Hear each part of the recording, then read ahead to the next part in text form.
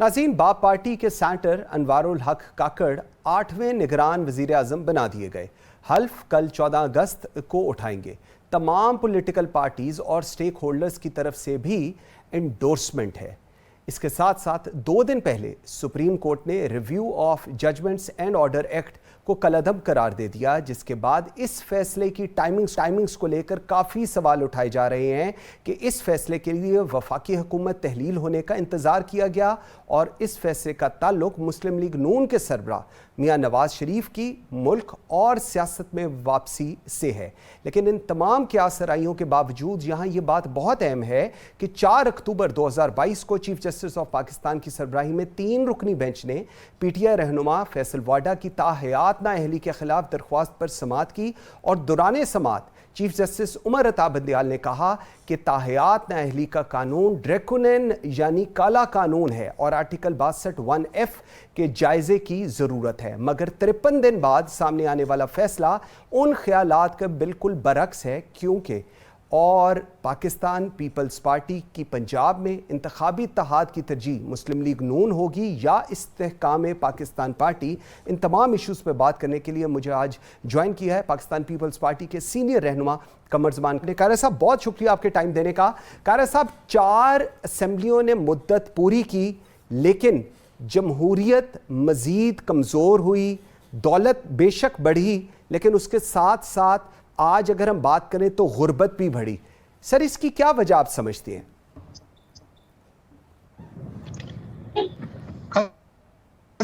बिल्कुल दुरुस्त निशानदेही की है। मैं खुद इस बात का दाई हूं कि हमें ये जो डेमोक्रेटिक कंटिन्यूएशन का जिक्र हम करते थे, बिलाशुबा ये एक बड़ा आला और आसान काम है और इसी से इस्तेहकाम होना चाहिए।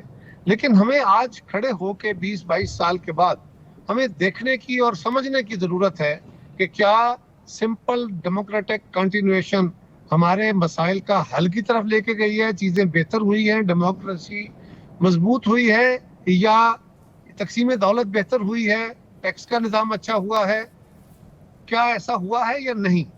और अगर नहीं हुआ है तो फिर हमें अपने कंडक्ट को ये क्यों नहीं हो सका, उसके ऊपर सीरियस मुबाहिसे की ज़रूरत है, सियासी जमातों को भी, मीडिया को भी।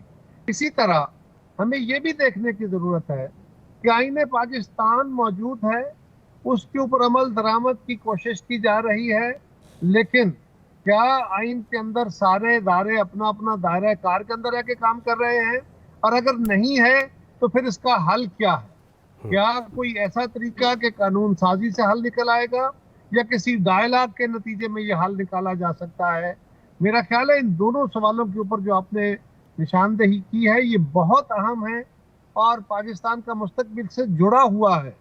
अब हमें देखना यह है कि जो भी सूरत हाल सामने आए, इस वक्त सियासी जमातों को एक नए चार्टर की, एक नए मिसाक की ज़रूरत है, क्योंकि ना हम आइन के ऊपर पूरी तरह अमल कर पा रहे हैं, ना डेमोक्रेटिक कंटिन्यूएशन हमें सपोर्ट कर रही है। और उसकी बुनियादी वजह यही है कि हम माजी के हैंगओवर से बाहर नहीं निकल रहे, ना हमारे इदारे, ना सियासी जमातें। और जब तक हम इस अमल में लगे रहेंगे, कानून के ऊपर अमल दरामद नहीं करेंगे, अपने अपने दायरों में वापस नहीं जाएंगे, या फिर नया कोई कॉन्स्टिट्यूशनल फ्रेमवर्क नहीं बनाएंगे, हम आगे नहीं बढ़ सकते। बिल्कुल ठीक। अच्छा कारा साहब, मैं देख रहा था इसके अंदर शाह महमूद कुरैशी साहब कह रहे हैं कि अनवारुल हक काकड़ ना नून लीग की चॉइस थी और ना ही पीपल्स पार्टी की। फिर ये अनवारुल हक काकड़ साहब का नाम कहाँ से आया? क्योंकि जो हम लोग डायलॉग देख रहे थे, जो हम नाम सुन रहे थे, उसमें अनवारुल हक काकड़ साहब का नाम कहीं पर भी नहीं था इस पूरे प्रोसेस में। और जो क्या शाह महमूद साहब जो बात कह रहे हैं, क्या ये बात दुरुस्त है?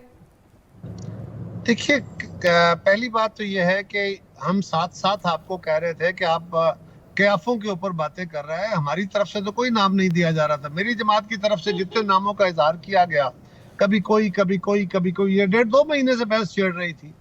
उनमें से हम कह रहे थे कि कोई नाम नहीं होगा, बल्कि आउट ऑफ ब्लू होगा। इसके बारे में मुस्लिम लीग ने भी बहुत दफा कहा, हमने भी कहा कि ये लाजिम नहीं है जो नाम डिस्कस हो रहे हैं इन्हीं में से होगा, कोई बाहर से नाम भी होगा। और मेरा ख्याल है नाम के ऊपर, क्योंकि सारी जमातें ही, शाह महमूद साहब को भी कोई बड़ा एतराज नहीं है लिहाजा सब मुत्तफिक हैं। देखना चाहिए कि क्या नाम अच्छा है, क्या जिनका नाम आया है वो साहब नेक नाम है, एबल है, काबिल है। अगर ऐसा है तो उनके लिए दुआ करनी चाहिए और उनका साथ देना चाहिए कि वो अपनी जो मुद्दत है वो पाकिस्तान के लिए आसान काम करके गुजारे। ठीक, काबिल जिक्र एतराज़ तो आप सही कह रहे हैं, कहीं से नहीं आया, लेकिन अब सवाल इससे बड़ा ये है कि अब जो कंटिन्यूटी होनी है इन अगले 6 महीने के लिए, जब तक इलेक्शंस नहीं होते, 90 दिनों में तो मुझे नहीं पता, इस पर भी मिर्ज़ा रहनुमाई फरमाएं, तो उसके अंदर जो काबीना बनने जा रही है उसमें यही व्यू पॉइंट है जो आप से मैं पूछना चाहूंगा कि कंटिन्यूटी ऑफ उन तमाम पॉलिसीज का जो आप लोग चला रहे थे वो किस तरह आप लोग इंश्योर करेंगे इस इंटरम सेटअप में वो उसी तरह चलती रहे? हम तो नहीं इंश्योर कर सकते, हमारे पास तो कोई टूल नहीं है, लेकिन हम तवक्को कर सकते हैं कि एक सियासी शख्सियत वजीर आजम बनी है तो वो उन पॉलिसीज को, और जो कैबिनेट बनेगी वो सारे जो पॉलिसीज पाकिस्तान की बेहतरी के लिए हमने अपने सियासी नुकसान करके भी बनाई हैं, उन पॉलिसीज को कंटिन्यू किया जाए ताकि पाकिस्तान में स्टेबिलिटी आ सके।